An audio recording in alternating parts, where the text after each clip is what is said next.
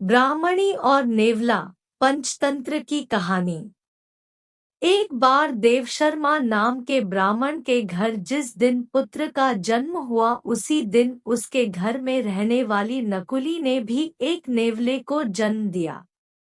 देवशर्मा की पत्नी बहुत दयालु स्वभाव की स्त्री थी। उसने उस छोटे नेवले को भी अपने पुत्र के समान ही पाल पोसा और बड़ा किया। वह नेवला सदा उसके पुत्र के साथ खेलता था। दोनों में बड़ा प्रेम था। देवशर्मा की पत्नी भी दोनों के प्रेम को देखकर प्रसन्न थी, किंतु उसके मन में यह शंका हमेशा रहती थी कि कभी यह नेवला उसके पुत्र को न काट खाए। पशु के बुद्धि नहीं होती, मूर्खतावश वह कोई भी अनिष्ट कर सकता है। एक दिन उसकी इस आशंका का बुरा परिणाम निकल आया। उस दिन देवशर्मा की पत्नी अपने पुत्र को एक वृक्ष की छाया में सुलाकर स्वयं पास के जलाशय से पानी भरने गई थी।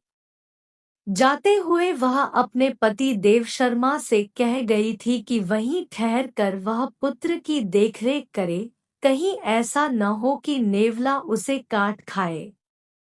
पत्नी के जाने के बाद देवशर्मा ने सोचा, नेवले और बच्चे में गहरी मैत्री है, नेवला बच्चे को हानि नहीं पहुंचाएगा।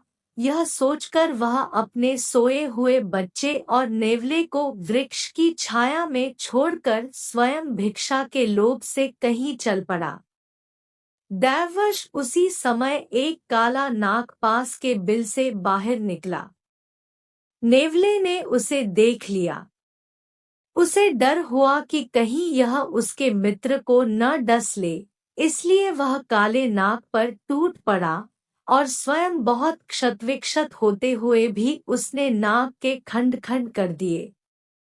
सांप को मारने के बाद वह उसी दिशा में चल पड़ा जिधर देवशर्मा की पत्नी पानी भरने गई थी। उसने सोचा कि वह उसकी वीरता की प्रशंसा करेगी, किंतु हुआ इसके विपरीत।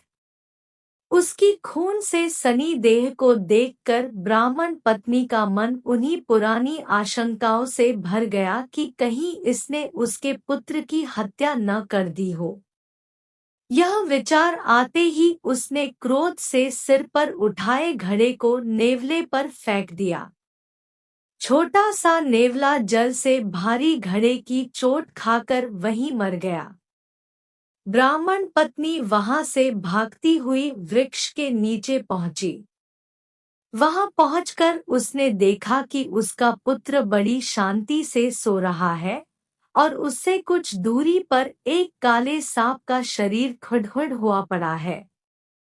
तब उसे नेवले की वीरता का ज्ञान हुआ।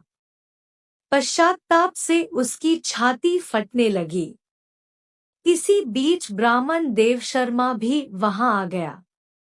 वहां आकर उसने अपनी पत्नी को विलाप करते देखा तो उसका मन भी सशंकित हो गया, किंतु पुत्र को कुशल पूर्वक सोते देख उसका मन शांत हुआ।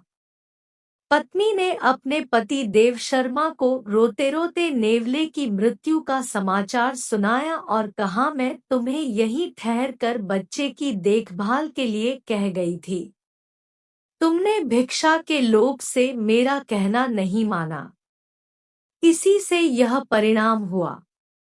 सीख, बिना विचारे जो करे सो पाछे पछताए।